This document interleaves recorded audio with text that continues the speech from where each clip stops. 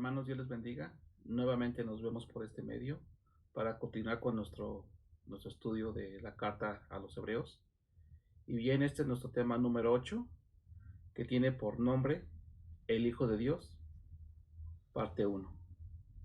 Y bien, hermanos, vamos a la escritura, vamos a Hebreos capítulo 1, verso 2. Vamos a leer solamente de la segunda parte del verso 2 y parte del verso 3. Yo le voy a indicar cuando paremos. Dice Hebreos capítulo 1, verso 2. Vamos a leer en esa parte donde dice, por el Hijo. Por el Hijo, a quien constituyó heredero de todo, y por quien asimismo hizo el universo, el cual siendo el resplandor de su gloria, y la imagen misma de su sustancia, y quien sustenta todas las cosas con la palabra de su poder. Hasta ahí vamos a leer, hermanos. Y si bien, hermanos, Dios nos ha hablado a través de su palabra, ¿verdad? Que es lo que nos ha dejado en la escritura. Y que ahora, hermanos, llega encarnada en nuestro Señor Jesucristo. Y que en esta parte indiscutiblemente se le llama el Hijo. Pero tenemos que resaltar algo, hermanos, que pues no se haría justicia al mensaje, ni podríamos comprender el carácter único mientras no comprendamos adecuadamente quién es el Hijo, quién es el Hijo de Dios. Entonces, conociendo al Hijo, es como podemos ver con claridad la seriedad si es que descuidamos el Evangelio que el Hijo nos ha traído, ¿verdad, hermanos? Entonces, un buen juicio es considerar la gloria y dignidad de nuestro Señor Jesucristo. Entonces, a fin de situarnos adecuadamente ante la enseñanza de nuestro texto, es necesario detenernos un momento para una reflexión sobre la cristología. Y en este caso vamos a ver lo que es la segunda persona de la Trinidad. En este caso, pues es nuestro Señor y Salvador Jesús. Entonces vemos que desde los primeros siglos de la Iglesia cristiana, los teólogos siempre han empleado una fórmula para referirse a la divinidad. Y lo refieren así, un Dios en tres personas. Pero cuando nos ponemos a estudiar con seriedad la enseñanza bíblica, descubrimos varias ideas fundamentales. Vemos que no hay una pluralidad de dioses, eso nos debe de quedar muy claro, hermanos, sino que existe un solo Dios verdadero, único y omnipotente. Se dice que hay otros seres espirituales que los hombres llaman dioses, pero de hecho no lo son. Pero por otra parte, el Padre es divino, el Hijo es divino y el Espíritu Santo es divino. La Biblia nos enseña que el Padre no es el Hijo, pero si bien es cierto, quien ha visto al Hijo, ha visto al Padre, y que el Espíritu no es el Padre ni es el Hijo. Entonces hay todas esas distinciones dentro de la Trinidad, hermanos. Este tema lo debemos saber tocar muy cuidadosamente, hermanos, para que no exista malos entendidos. Por lo tanto, el Padre, el Hijo y el Espíritu Santo son Dios, pero el Padre no es el Hijo y el Hijo no es el Espíritu Santo. Sin embargo, hermanos, no existen tres dioses, sino uno solo. Esperamos haber sido claro, hermanos, y vamos a continuar. En otras palabras, Dios es uno, pero dentro de la unicidad de Dios detectamos una triple dimensión. Y dentro de esta dimensión triple hay suficiente diferenciación de personas como para decir que uno no es el otro. Es decir, no son, el Padre no es el Hijo y el Hijo no es el Espíritu Santo. Los autores bíblicos, aquellos que palparon en su propia experiencia esas realidades divinas, es decir, que pudieron vivir y convivir con nuestro Señor Jesús, y al ser bautizados por el Espíritu Santo en Pentecostés, los autores bíblicos se dice que luchaban por encontrar las palabras para describir de una manera adecuada lo que habían ellos experimentado. Entonces, ¿cómo podemos llamar a esta triplicidad que se descubre dentro de la unidad personal de Dios? Bueno, para responder esto debemos tomar en cuenta que estos primeros lectores, o más bien los escritores, eran hebreos formados en una ortodoxia pura, monoteísta. Ellos conocían lo que decía el Antiguo Testamento. Ellos conocían que decía Jehová, Dios, Jehová nuestro Dios, Jehová uno es. Eso lo conocían muy bien. Y estaban totalmente convencidos que no había más dioses que él. Para estos hombres de la iglesia primitiva, solo su propia experiencia de la realidad divina que conocían en nuestro Señor Jesús y en la promesa del Espíritu Santo podría haberlos conducido a matizar su monoteísmo, porque ellos recuerden que venían del judaísmo.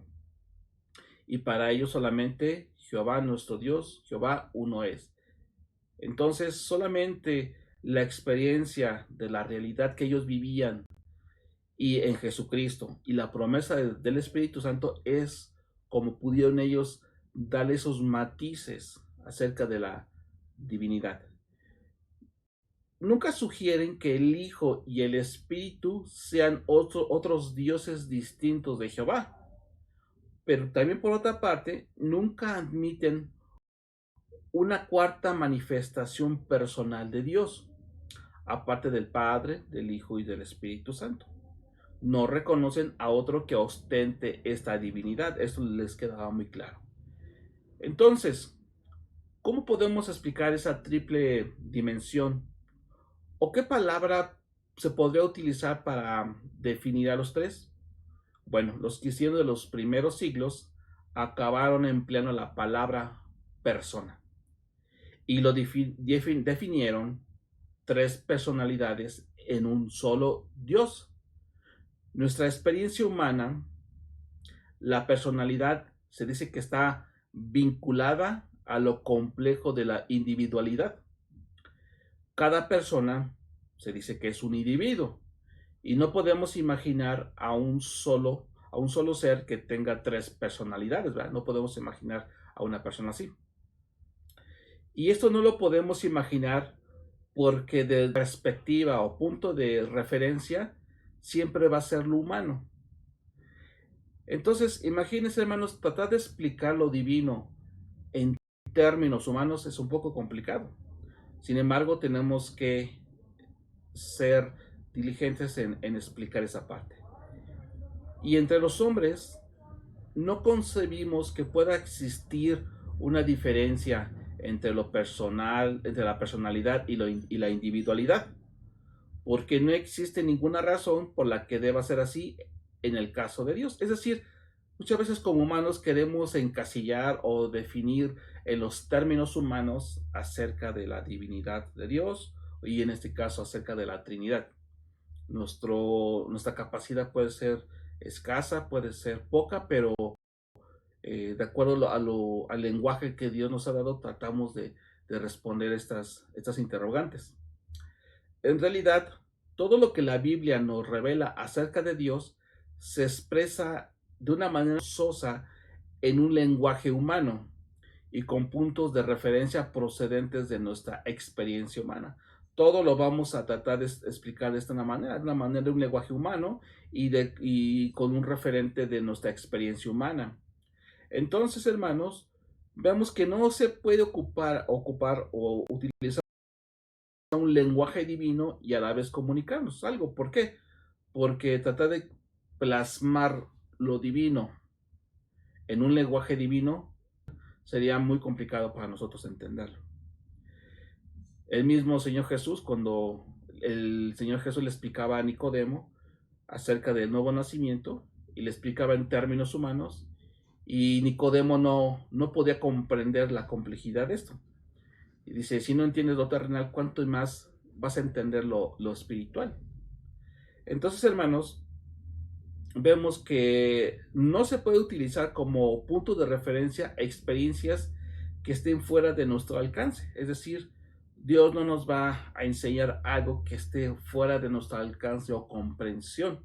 Dios va a utilizar siempre algo de nuestra naturaleza o de nuestro conocimiento o experiencia que tengamos para que podamos tener una mejor comprensión de lo que nos está tratando de transmitir.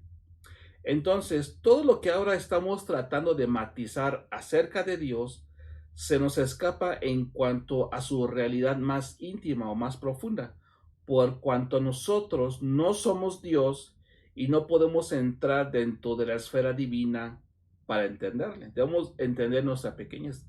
Tenemos que reconocer nuestra escasez, nuestra pequeñez, nuestras limitaciones.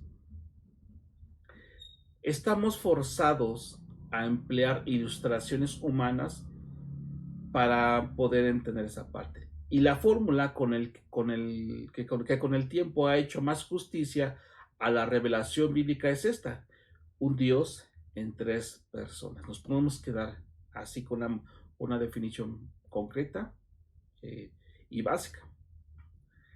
En Hebreos capítulo 1, verso 2, hermanos, nos dice que Dios nos ha hablado en hijo. Acuérdense que de lo que vimos la semana pasada, que en el original en realidad dice que nos habla en hijo. Y eso indica que el hijo es la persona divina que tiene la característica de la comunicación, hermanos. Y vamos a ver algo muy interesante respecto a esto. Por esto Juan, el apóstol, le llama el verbo. Él tiene la función de dar a conocer a Dios, hermanos. Y lo hace no solamente por ser un heraldo que habla en nombre de Dios, sino porque Dios está en él. Pero, ¿por qué llamar hijo a alguien que viene a comunicarnos el mensaje definitivo de Dios, hermanos? Alguien podría respondernos, bueno, eso es muy fácil, porque fue engendrado por obra del Espíritu Santo en la Virgen María. Esto es cierto, hermanos, pero debemos aclarar algunos puntos antes de continuar. Ahora bien, es cierto que Jesucristo empezó a vivir como hombre cuando nació en Belén, pero el verbo, la segunda persona de la Trinidad, no comenzó a existir a partir de ese momento. En aquel momento tomó forma humana para su existencia eterna. Él era en el principio. Él mismo pudo decir, antes que Abraham fuese, yo soy, de acuerdo a lo que dice Juan capítulo 8, verso 58. Entonces vemos que todos los textos cristológicos del Nuevo Testamento coinciden en algo, hermanos. Y les voy a dejar una tarea, que lean algunos capítulos. Les voy a pedir que lean en casa Filipenses capítulo 2, Colosenses capítulo 1 y Juan capítulo 1. Entre ellos hay una cierta simetría acerca de la cristología. En Filipenses capítulo 2, hermanos, nos recuerda que antes de que Jesús, antes de tomar una forma humana, estaba él en forma de Dios, o sea, en la eternidad, él estaba ahí. En Colosenses capítulo 1 nos recuerda que él es antes de todas las cosas. Y en Juan capítulo 1 nos dice que el verbo era en el principio con Dios y era Dios. Entonces, aquí mismo en Hebreos, en la carta de los Hebreos, se nos dirá en la frase siguiente que fue por el Hijo que Dios hizo el universo, por lo cual el Hijo existía antes de la creación del mundo. Inclusive ahí, si usted lee con detenimiento, en Génesis nos muestra que Jesús estaba en el momento estaba él presente cuando se estaba realizando la creación. Así pues, no podemos explicar el uso de la palabra hijo en términos de la encarnación. Eso nos debe quedar muy claro, hermanos. Aquí en Hebreos nos está explicando algo más profundo, algo más del corazón de Dios. Si la segunda persona de la Trinidad se nos revela como el Hijo, es porque desde toda la eternidad existe algo filial, hermanos, en su relación con el Padre. Estamos ante realidades divinas que solo pueden ser exploradas por medio de ilustraciones humanas. Es decir, Dios va a tomar de lo que está a nuestro alcance, a nuestra capacidad y de aquello con lo cual Dios nos ha dotado. La realidad va más allá de la ilustración. Se nos escapa de nuestra capacidad humana y de eso debemos reconocer nuestra pequeñez, hermanos. Porque hay hombres atrevidos que intentan explicar más allá de lo que la Biblia explica o muestra o lo que Dios deja ver en la Escritura. Debemos reconocer, hermanos, que somos limitados, pero en los términos de lo que nos explica la Biblia trataremos de darlo a entender de la mejor manera. Pero dentro de la relación de las personas que llamamos, por ejemplo, padre e hijo, tomando un ejemplo natural, hay características que nos recuerdan la relación entre un padre y un hijo en nuestra experiencia humana. Pero aún más, hermanos, podemos ir más lejos. La Biblia dice que el hijo lo es porque Dios le engendró. Él es el hijo unigénito del Padre, de acuerdo a lo que dice Juan 3:16. La referencia, hermanos, no es el engendramiento de Jesucristo en el seno de la Virgen, sino su engendramiento eterno, es decir, en el seno del Padre. Eso nos debe quedar muy claro, hermanos. Entonces, un hijo humano necesita de un padre y una madre para ser concebido. En su humanidad, Jesús también necesitó ser engendrado por el Espíritu Santo en María. Pero tenemos que aclarar algo que es importante. Pero no es así en su naturaleza eterna, hermanos. Recuerden, Jesucristo es 100% Dios y 100% hombre. Eso nos tiene que quedar claro. Pues Él, Jesús, procede del Padre. Y aquí quiero hacer un paréntesis, hermanos, porque pues la mayoría de personas convertidas a Cristo, nacidas de nuevo, la mayor parte vienen de la religión tradicional, de la cual dicen que María es la madre de Dios. Y esto, hermanos, es una aberración. ¿Por qué? Porque tratan de hacer terrenal a Dios, a Jesús. Sí, hay una parte que Jesús fue 100% hombre y que Dios utilizó a María para que pudiera concebir por el Espíritu Santo. Vemos que María no pudo otorgar a Jesús una existencia que él ya tenía desde el principio. Él ya estaba desde la eternidad. Jesús no empezó a existir desde que María lo concibió en su vientre. María solamente lo concibió en la parte natural como hombre. Y precisamente con la naturaleza divina del Hijo, María no tiene nada que ver.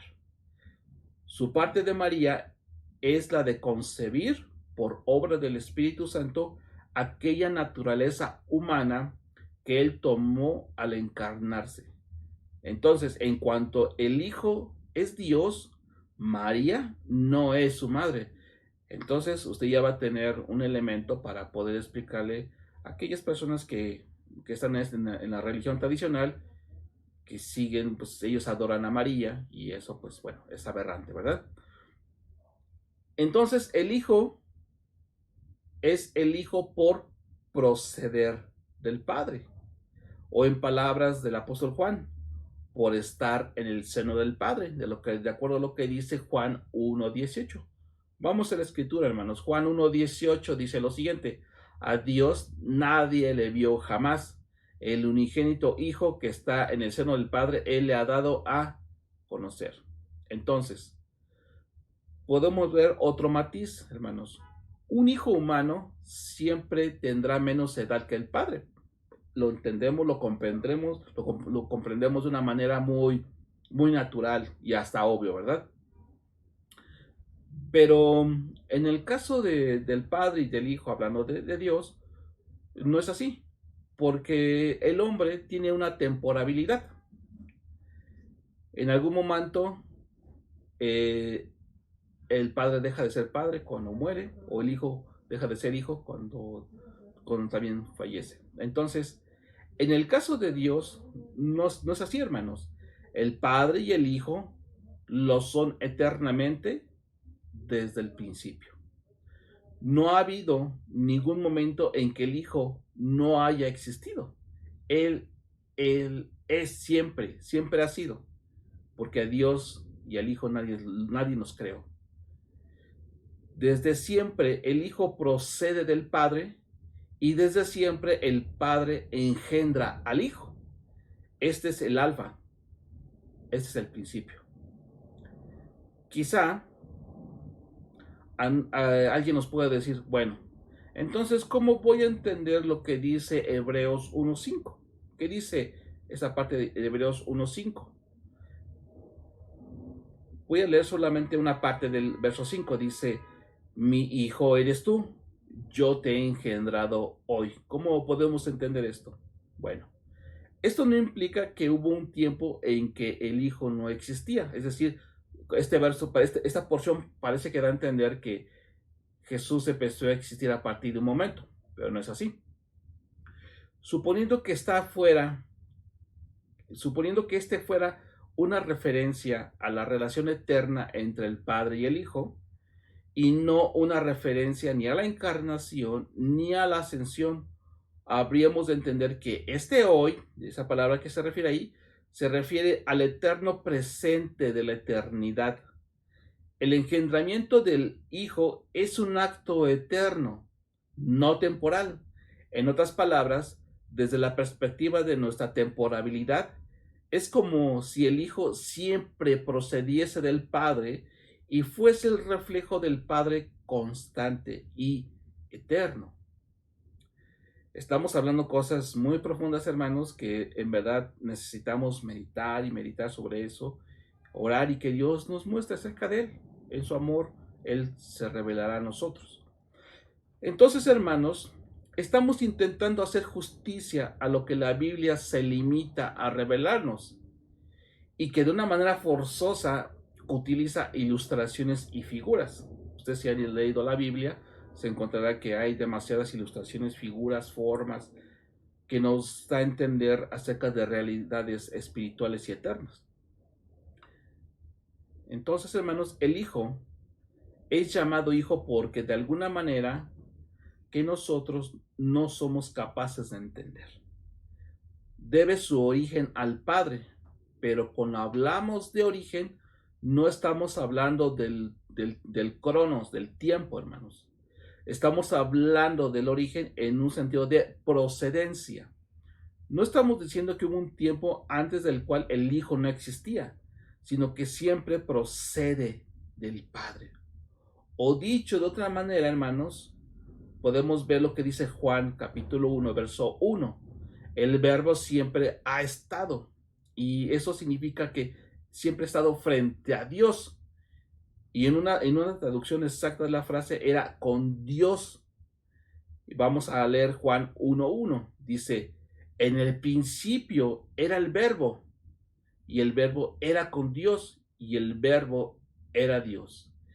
En otras palabras, podemos decir, en el principio estaba frente a Dios.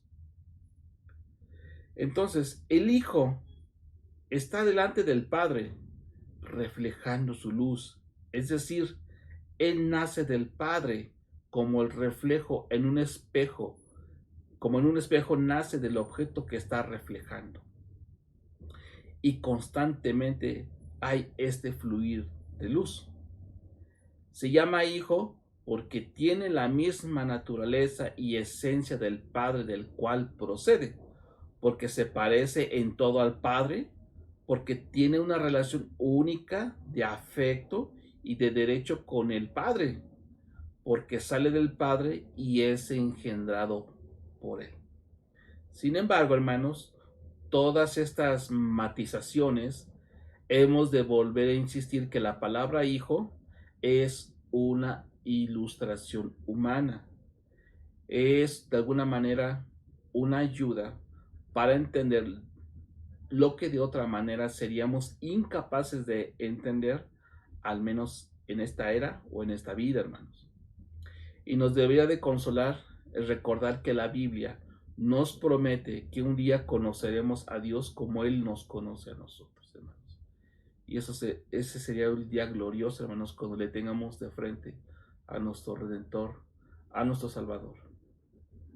Mientras tanto, hermanos, ya para concluir, mientras tanto, la Biblia tiene que echar mano de experiencias próximas a nosotros a fin de comunicarnos, aunque sea lejanamente, las realidades de Dios. Y ante esta realidad tenemos que estar con contentamiento, hermanos, de aquello que Dios solamente quiere dar a conocer, de aquello de lo cual, pues, nosotros no tenemos una capacidad como la tiene Dios para entender las realidades eternas y espirituales escondidas en Dios, pero que ahora en estos posteriores días nos ha sido revelado por medio del Hijo, amados hermanos. Y bien, hermanos, hasta aquí va a ser nuestro estudio del día de hoy. Les agradezco por tomarse el tiempo en escuchar esta cápsula, hermanos. Y vamos a orar solamente para agradecer a Dios y pedir que nos siga siendo revelado aquellas profundidades del Hijo. Porque si conocemos al Hijo, conoceremos aún más las profundidades de la Escritura, hermanos. Porque Él es el Verbo de Dios. Oremos, hermanos. Dios y Padre de nuestro Señor Jesús. Hoy acudimos a ti con humildad, con dependencia, reconociendo que fuera de ti nada podremos hacer, porque solamente el conocimiento del Padre nos será revelado por medio de Jesús. Y hoy en esa dependencia que tenemos, Señor, acudimos a ti para pedirte que tu carácter, tu persona nos sea revelada, Jesús, y nos lleves a meditar, a profundizar, a conocerte más, no solamente de una manera intelectual, Señor, sino que esa parte intelectual que tú nos quieres dar a conocer en la palabra eterna, Señor, la podamos meditar cada día en esa íntima relación que podamos tener cada día contigo, Señor. Agradecemos, Señor, por este tiempo, porque tu palabra es viva y eficaz, Señor, y tu palabra cumplirá el propósito por el cual ha sido enviada. Te exaltamos, te bendecimos y glorificamos en el nombre santo de Jesús, Señor nuestro. Amén. Hermanos, Dios les bendiga. Si Dios permite, nos veremos la próxima semana. Hasta luego.